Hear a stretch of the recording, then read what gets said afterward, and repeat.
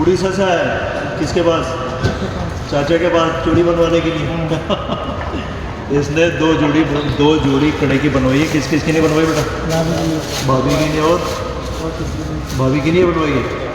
चलो अब ये बोलता भी कम है और ये बोल नहीं रहा, समझ रहा हूँ।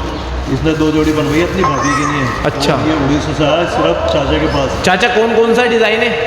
ये पैक कर दिया, इसको दे दिया अपन ने। अच्छा, बेहतरीन था डिज़ाइन। बड़ा बेहतरीन बनवाया था, दोनों की दोनों। क्या बात है चाचा। एक तो चुटिया वाला कड़ा बनवाया हाँ हाँ, और एक वाइट पे मल्टी। अपने हाथों से ही बनाई है ना तुमने? मैंने हाथ से ही बनाई है मैंने। क्या बात है। तो इसने तो बोला नहीं पहले, नहीं तो मैं इसकी वीडियो बना दूंगा पूरी कड़े की मेकिंग की। मेकिंग प्रोसेस की?